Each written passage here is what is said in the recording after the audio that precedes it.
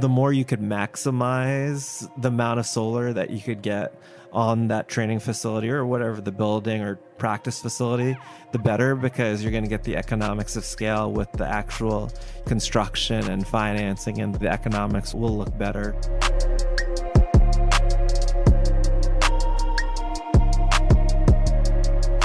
Hello and welcome to the Solar Maverick podcast, where solar meets entrepreneurship and experience. I'm your host, Benoy Thanjan. And I'm your co-host, Li Wang. Let's get into it.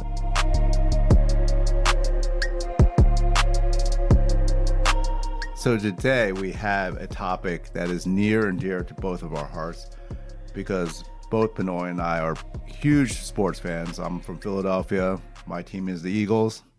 And Benoy, your team? The New York Football Giants. All right. So today on the topic is going to be sports facilities and solar energy. And we've seen just recently that the Los Angeles Lakers have announced that they partner with LG to provide solar panels to their training center. So that's exciting news. This is a big market. Obviously, LeBron has just joined the Lakers. This bodes well for solar, right, Benoy? Definitely. Obviously, LA is the second premier market outside of New York. I know people on the West Coast probably wouldn't agree with me. And I'm actually a new Laker fan, Knicks fan. We opened offices in San Diego and LA, and excited to have LeBron on board, and excited about what Magic's doing and putting solar on the practice facilities. A great sort of first step, and really having solar and more and renewable energy resources at more of these sports facilities will be great. Actually, Benoy, talk about why your company, Reneu Energy, decided to open offices in LA and San Diego. Tell the Mavericks out there why it was important for you to have a ground presence in those two areas. Sure. So California is the most progressive state in the 50 states, and actually is the number one state for solar. And they recently passed legislation to increase that. The governor actually signed it. So it's an ideal state for solar. They also have very progressive energy storage initiatives. As I've talked about in a previous podcast, solar plus storage is going to be the future, where basically you're storing the solar at night and then using that power when needed. And yeah, those are the primary reasons why we moved to California, specifically San Diego and LA. Aren't there pretty aggressive goals for the state in general to go solar? Is there a mandate? I believe I read there was a mandate. Yeah, so basically there's a mandate that basically the governor, Jerry Brown, said that it's going to be 100% renewables. I'm trying to actually remember what year that's going to happen. I think it's 2050, and I think I said that in another podcast. Yeah, so it's really exciting, and that's obviously going to create a lot of opportunity, because there's going to have to be a lot of solar and renewable energy initiatives to get basically his vision of what he wants. It's actually, sorry, I just checked online. It's 2045 where it's going to be 100% Wow, that's right around the corner. That's not, yeah, that definitely California as a state is very progressive. And we're going to be extremely busy with putting solar and other renewable resources. So it's exciting. And that's one of the major reasons why we're moving to California. That's really interesting, Benoy, because as we know, our teams, the Philadelphia Eagles, Lincoln Financial Field, and the Giants at, I'll still call it Giant Stadium, but and also I'm fine with that. Sorry, Jets fans. Also our NFC East rivals here, the Redskins at FedEx Field. All of these stadiums have solar. And today we're sitting here and it's a cloudy, rainy day. And the East Coast doesn't seem like it'd be the most solar friendly region of the country. Yet we have our three NFC East teams leading the way in solar. Does that surprise you? Is there something about the East Coast, in spite of not having that much sun and as many incentives as California, that we're able to be progressive and lead the way? Yeah, I mean, I think when I tell people that New Jersey and Massachusetts are one of the top states for solar, people are really surprised, because obviously you're not getting as much sun as, like, say, a California, Hawaii, Arizona, which are big solar states or have adopted solar, but they have very strong state level incentives to have solar energy. But also, too, the Northeast has high electricity costs, making the payback for solar a lot quicker, making companies wanting to go solar. So that's why you're seeing at these stadiums. And actually, it's interesting because most of these stadiums have gone solar through NRG, which is a big publicly traded energy company. And they basically have done a power purchase agreement, which is basically a third party arrangement where they basically own the panels and then they charge the teams a fixed price over a 20-year period. And the teams will only pay the power purchase agreement if it's less than the current cost of electricity. Oh, wow. So they're actually saving money as well and being renewable. I know. So that's really interesting. You brought up the cost of electricity, and obviously that's a huge factor in considering going solar. What are some of the other factors that sports facilities should consider as they're entertaining the idea of going solar? What does Reneu Energy do for them in terms of feasibility study? What are some of the factors? Sure. So we're actually currently talking to several sports franchises about looking at solar at their stadiums and practice facilities. And really what we do is we act as an owner rep / developer. And we basically do like a technical and financial feasibility. Really the technical feasibility is more like related to the roof and whether the roof could hold solar, what's the age of the roof condition, because solar is a long-lived asset that you're going to have for more than 20 years, I would say 30, 35 years. So you have to have a brand new or a restored roof, some sort of roof restoration, which we'll have a speaker to talk about that in the near future. The other thing too is like financial feasibility. People are not going to go solar. Businesses, from what I've seen, are not going to go solar totally because it's green. It has to save them money. So financially, there has to be a payback. The other thing too, obviously promoting that you're using renewable resources is great with the customer and fan base. Got it. So just to be clear to all the Mavericks out there, when we talk about the Lakers going solar, we're actually talking about their training facility, the UCLA Health Training Center, not the Staples Center.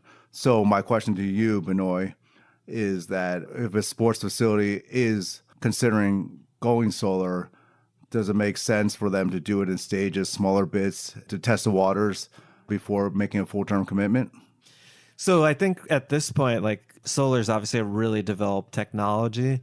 So the more you could maximize the amount of solar that you could get on that training facility or whatever the building or practice facility, the better, because you're going to get the economics of scale with the actual construction and financing, and those costs will be less. So the economics will look better. So it's not something that you would actually piecemeal. You would just really do the whole thing at one time. Right. Just to give the Mavericks out there a sense of the numbers and something quantifiable, we're reading in this report that the Lakers Training Center is now home to 456 solar panels that are set to produce an estimated 245,000 kilowatt hours per year. And they estimate the cost savings are around $38,000 annually. So just to give our listeners a sense of what this means in context to this size facility. Do those numbers stack up okay to you, Benoy? Yeah, definitely. I mean, that's what the market standard is for a system that size. It's actually a relatively small solar system, but that's great that the Lakers are doing that and taking that initiative. And it's something exciting. And I think you'll see in the near future a lot of other sports facilities or teams moving forward with it. Sports facilities, when they're putting on a game or a live event, use a lot of power, correct? So yes, that's correct. Is this a type of facility that would really benefit from going solar due to that factor? So outside of sports, like a venue that where it's like commercial, industrial, you're using a lot of energy and the owner also occupies the building, makes the most sense with the highest payback for the facility, just because you're immediately saving. Well, it depends how it's structured, but the financial payback is huge when you're actually using the facility and producing a lot of energy. Right. So you're, for example, New York like City. a data center or something. Okay. I know this is outside of the sports facilities talk, but you're constantly using a huge sum of electricity 24/7. So it makes a lot more sense in those situations. We're taping here in Jersey City, and we've got some riffraff in the next room, but I think we'll be able to deal with that. We're on the East Coast here, so we're used to... The best coast? Is it the best coast? I don't know. What do you think, Mavericks? Weigh in, email us. Benoy, what's the email for the listeners to contact you? So it's info@reneuenergy.com, info at reneu energy.com. Yeah, and be sure to check us out at reneuenergy.com. And that's where we post the latest news. If you want to meet us at a solar conference, We've posted the latest event. Actually, Benoy, talk about, you're going to be moderating a panel discussion. Talk about that conference a little bit.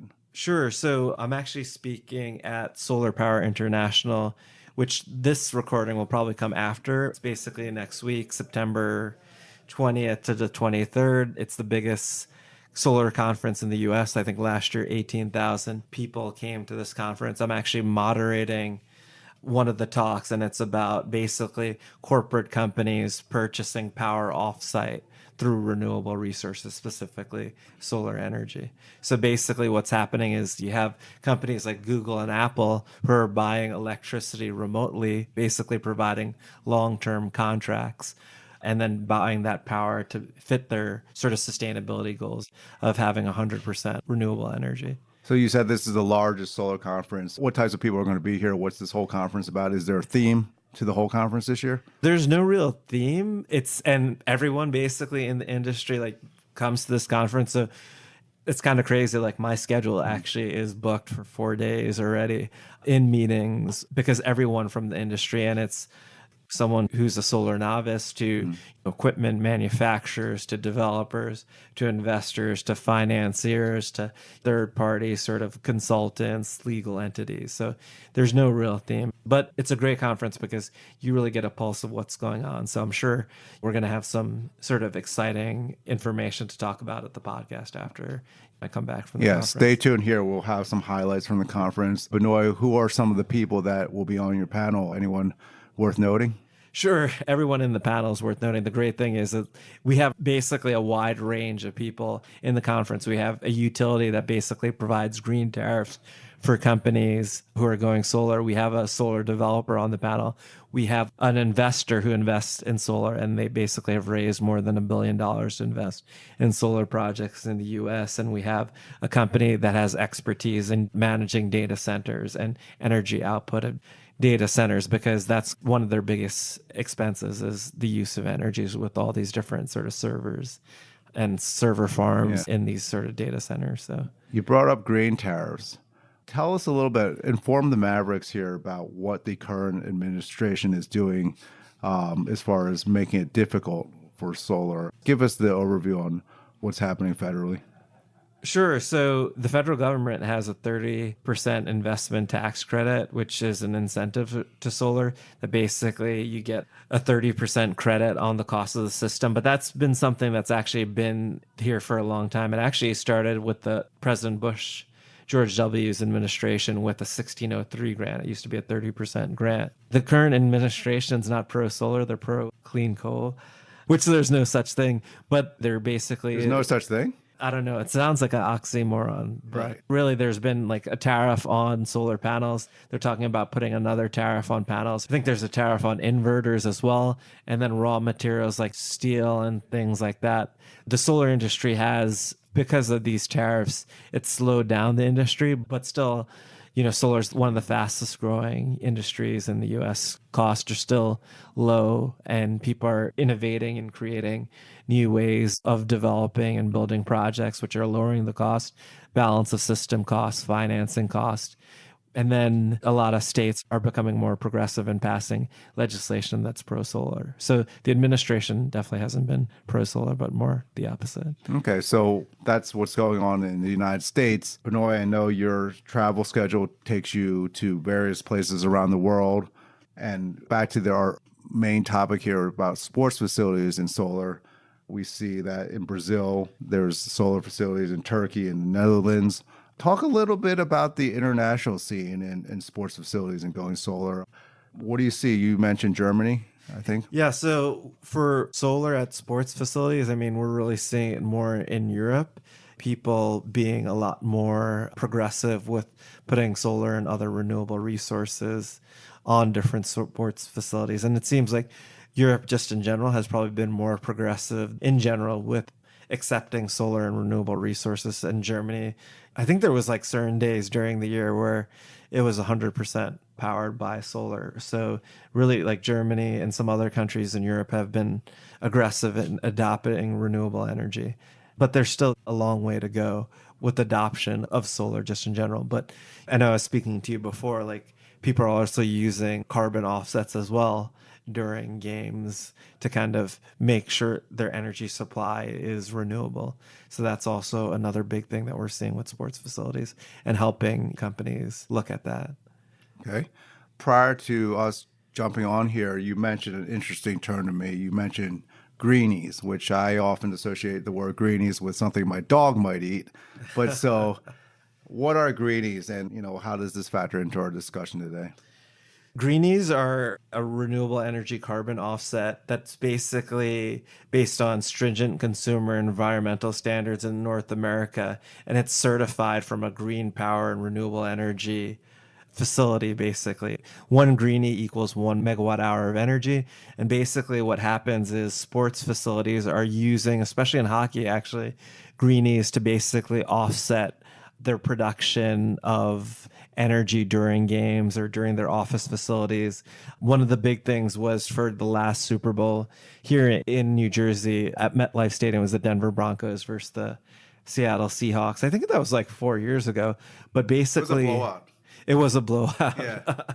Peyton Manning did not have a great day. No, definitely not. And it was unseasonably warm too. Yeah. I think it was like in the 70s in February. Well, how which far is had very... the Legion of Boom gone down? Last night was not a great game. Oh yeah, well it's interesting because the Legion of Boom isn't really not there anymore. All Right. those guys, Earl Thomas, Richard Sherman, Cam Chancellor, are not on the team anymore. But it's interesting. That was the first sort of premier sort of event that MetLife had. And actually PSE&G, which is basically Public Service Enterprise Group, their utility in New Jersey, they provided RECs or renewable energy credits to offset basically the production of the MetLife Stadium during the Super Bowl.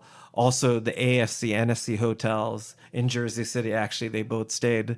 One stayed at the Hyatt, which I think was the Broncos, and the Westin, the Seattle Seahawks stayed, and then basically Super Bowl Boulevard, which was actually in Times Square. So we're seeing like sports franchise aggressively wanting to use greenies as a way of being 100% renewable. Not just that, but also companies. And we've actually been talking as well to sports franchises because Reneu Energy originally started in the REC business, and we brokered about 27 million in SREC transactions. So we're very familiar with, environmental commodities and carbon offsets. All right. So what, Benoy, is your dream facility to go solar? I know you're a big sports fan. You've been to a lot of stadiums.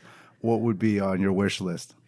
It's interesting. It's more because I'm a fan of the team. Yeah, so sure. Like, it would be the New York Yankees and Yankee Stadium. For me, like that's the stadium just because I'm a huge Yankee fan. Right. A lot of history there. A lot of history there. And for them to be progressive and do solar would be really cool. And I can't wait when that happens. And hopefully Reneu Energy will be doing the business.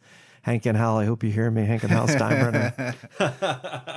I'll send you a message about it. Well, quite often we talk about solar in terms of the environment in general. This is interesting. So Indianapolis Motor Speedway, home of the Indianapolis 500, they actually host the largest solar installation at a sports arena.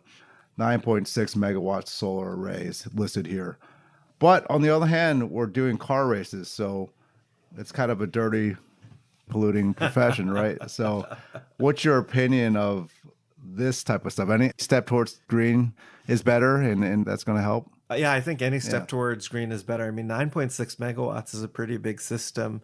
Also, over time, maybe it's not going to be using gas. Maybe it's electric cars. Tesla and a lot of the major car manufacturers are moving towards a battery. And so it could be in the future, the raceway doesn't have gas. It's all electric. That all takes time, and it just doesn't happen overnight. It's interesting you bring up Tesla because one of the most interesting aspects of Tesla is that not only is it a greener car, but it's also a really what they believe a better car, better safety, better impact resistance, things like that.